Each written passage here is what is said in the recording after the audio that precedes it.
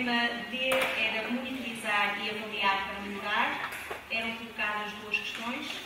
No âmbito da ação da equipa multidisciplinar, monitorizar e avaliar o quê e para quê. Antes de passar às conclusões propriamente ditas, à síntese, há dois pontos prévios que é necessário focar. O primeiro prende-se com a própria concepção de equipa multidisciplinar, porque não foi claro para toda a gente que equipa multidisciplinar era esta. Estávamos a falar da equipa dos técnicos, estávamos a falar de uma equipa mais lata, mais abrangente, que integra a equipa TAPE, e, portanto, eu e os outros dois moderadores partimos de concepções diferentes e, portanto, os resultados também foram aqui um bocado diferentes em alguns dos casos. Eu parti de um conceito mais alargado, e as pessoas com as quais fui discutindo este assunto, partimos de um conceito mais alargado de equipa multidisciplinar, que englobasse também a equipa TAPE e todos os técnicos.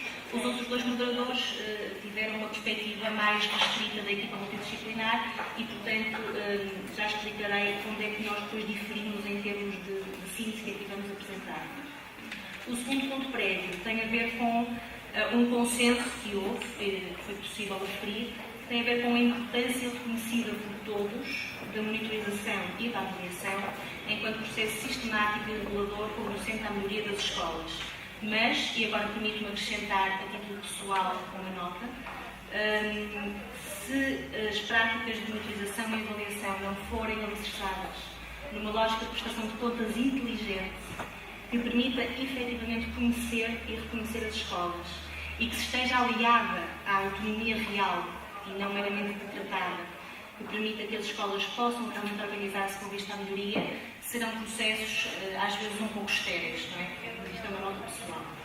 Depois, organizamos a nossa síntese das sínteses em 3 pontos, porque para além do quê e do para quê, surgiu inevitavelmente o como, não é?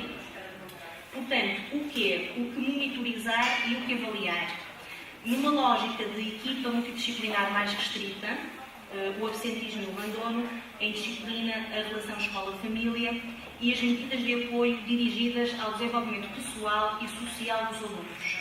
E neste conceito mais restrito de equipa multidisciplinar, discutiu-se nos outros grupos se esta equipa também deveria monitorizar e avaliar os resultados académicos. Nas discussões que eu fui monitorizando, dado que partimos de um conceito mais abrangente de equipa multidisciplinar, que enquadrava também a equipa TAPE, obviamente que os resultados académicos saltaram logo, não é? Porque eles têm que ser, obviamente, monitorizados regularmente e avaliados. Depois, portanto, tem aqui a ver esta questão com monitorizar tudo, o que é que esta equipa mais restrita deve monitorizar, tudo ou apenas as ações mais de âmbito social. Uma incidência também muito nos resultados, quando discutiu-se muito isto, a incidência nos resultados ao nível da monitorização e da avaliação. Estamos muito centrados nas metas, não deveríamos estar mais centrados nos processos, e houve até colegas que mencionaram a existência de um fosso enorme entre estas metas e o percurso conseguido com alguns alunos em muitas das escolas. Há professores que conseguem efetivamente detectar melhorias significativas em dimensões que não são visíveis e que não conseguem estar vertidas depois nas metas traçadas para a avaliação do projeto feito. E isto é um problema concreto. Surgiu também o quê? Portanto, a questão de avaliar os recursos em função dos resultados, e isto liga-se um pouco à minha nota de há pouco da prestação de contas inteligente. Portanto, é preciso ver, de acordo com os recursos que foram realmente atribuídos às escolas, o que é que as escolas conseguem fazer, mas agora vamos pensar quais são os resultados que vão ditar estes recursos. São os resultados meramente académicos, são apenas as classificações, ou são todos os outros resultados de ordem mais social e pessoal que é possível atingir com os alunos. Surgiu também aqui a questão da necessidade de conhecimento dos contextos de cada escola, para que se possa realmente decidir o que monitorizar e o que avaliar de forma contextualizada, porque escolas diferentes terão certamente prioridades diferentes. Falou-se da necessidade de conhecer boas práticas ao nível de sala de aula, de começar a entrar na sala de aula e perceber o que é que lá se faz, porque é o coração da escola e é aí que tudo se joga. E, por fim, ainda dentro deste ponto, o que é, falou-se da duplicação de projetos nas escolas. As escolas têm, muitas delas, o projeto de autonomia, o projeto TAPE, o projeto de escola, E, portanto, a páginas tantas, passamos a vida a avaliar tudo e mais alguma coisa, a avaliar todos estes projetos e no meio de tanta avaliação, se calhar não se avalia nada. Portanto, haveria alguma necessidade de criar instrumentos mais articulados e mais simplificados que pudessem dotar este processo de mais coerência e de mais articulação. Passando para o para quê. Foi consensual que monitorizar e avaliar só faz sentido numa lógica de reformulação, de reorientação, reorganização, numa lógica de ação preventiva, de redefinição de estratégias, mas, mais uma vez, importa aqui colocar a questão se este foco está depois nas aprendizagens ou nas metas. Ou seja, quando as escolas estão a monitorizar tendo em vista o fosso que existe entre os resultados académicos atuais e as metas contratualizadas, ou estão a monitorizar e a avaliar para melhorar a qualidade das aprendizagens dos seus alunos. Portanto, estamos a perverter a missão última da escola, ou estamos realmente preocupados e estas metas são sim importantes, mas muito articuladas com a melhoria dos processos e da qualidade dos processos educativos. Depois chegamos a um conceito interessante que foi das escolas em stress. As escolas estão em stress constantemente. E estão em stress porque têm que monitorizar e a seguir a monitorizar já estão a avaliar, já estão a preencher um relatório, já estão a voltar a implementar metas e estão a voltar a monitorizar. E, portanto, não há tempo para que as medidas possam dar frutos. Monitoriza-se, reorganiza-se e depois, quando se está a tentar implementar, já estamos em fase de nova avaliação. E, portanto, surgiu aqui a sugestão de criar ciclos de avaliação mais alongados. Ciclos de avaliação não anuais, mas ciclos de avaliação, por exemplo, de 3 anos, que permitissem às escolas tomar decisões muito mais fundamentadas e que permitissem alicerçar realmente essas estratégias e que permitissem que não andássemos sempre a desistir daquilo que nunca chegamos a perceber se poderiam não dar frutos. Falou-se também no excesso de monitorização e de quantificação, e que a escola está a ser quantificada, estas são as palavras do colega, a escola está a ser quantificada e a perder qualidade como argumento de chegar ao sucesso. E este excesso de monitorização e de quantificação, e penso que nos referimos aqui à multiplicação de instrumentos, de grelhas, etc., que as escolas têm que preencher, leva a um desgaste de quem nelas trabalha, que desvia os atores educativos da missão essencial da escola, que é a de fazer aprender os alunos. Portanto, é muito importante focalizarmos naquilo que é essencial monitorizar e avaliar e não nos esquecermos de que tudo isso só faz sentido se estiver ao serviço de mais e melhores aprendizagens. Para tal, surgiu aqui também a referência à importância da planificação.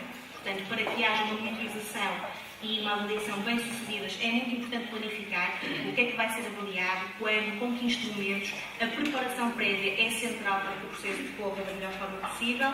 E depois também se falou na importância da comunicação de resultados. Quantas vezes se criam excelentes ferramentas de recolha de dados, quantas vezes as equipas trabalham horas e horas e horas a fio no tratamento de dados, produzem realmente gráficos, sínteses, grelhas, relatórios e depois esta informação não é comunicada de forma eficaz dentro da comunidade escolar, não sai, não é utilizada e não é uma base de trabalho posterior. Portanto, é muito importante que todo este trabalho tenha uma tradução depois prática. Chegando ao cume, falou-se nos instrumentos de recolha de dados, a tal quantificação de que há pouco falava tem muito a ver com a aplicação de questionários para tudo e mais alguma coisa. Portanto, as escolas estão inundadas de questionários e de grelhas e falou-se realmente até que ponto é que é eficaz esta proliferação de questionários a toda a gente por tudo e mais alguma coisa. E até que ponto é que realmente as pessoas não começam a responder aos questionários assim só para responder. E depois até que ponto é que os resultados são fiáveis. Fica no ar a questão.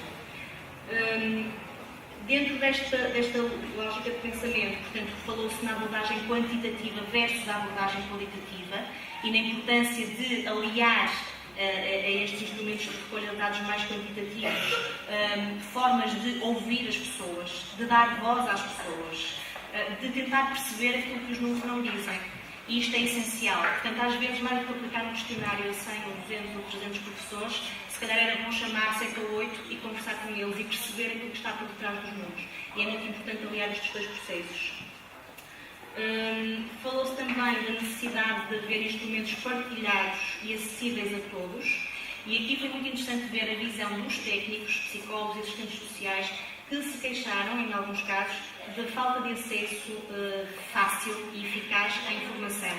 De terem que andar atrás do diretor de turma para conseguir chegar à informação.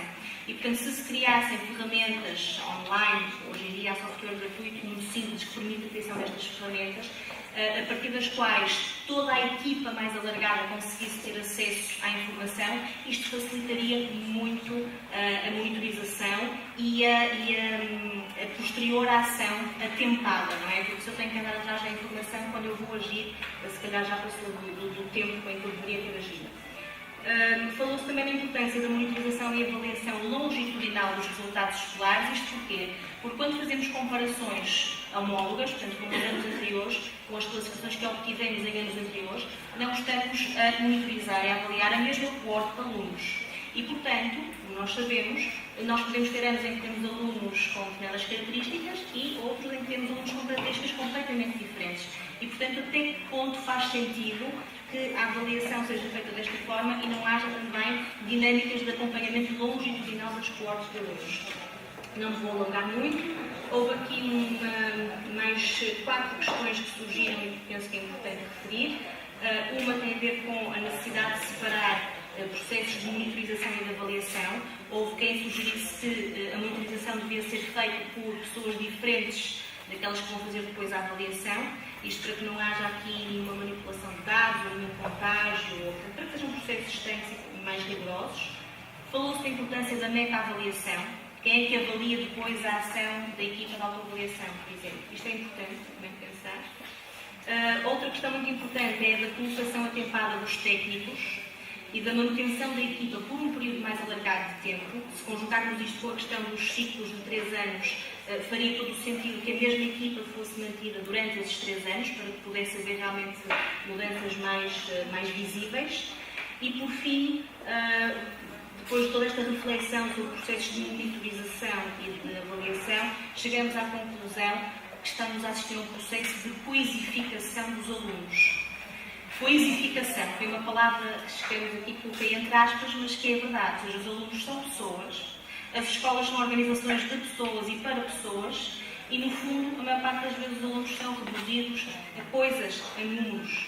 E, portanto, isto tem que nos fazer pensar, ao nível dos processos de monitorização e de avaliação, que não podemos esquecermos que estamos a falar de pessoas. E as pessoas são, obviamente, algo muito complexo para serem reduzidas e coisificadas. E com isto termino. Muito obrigado.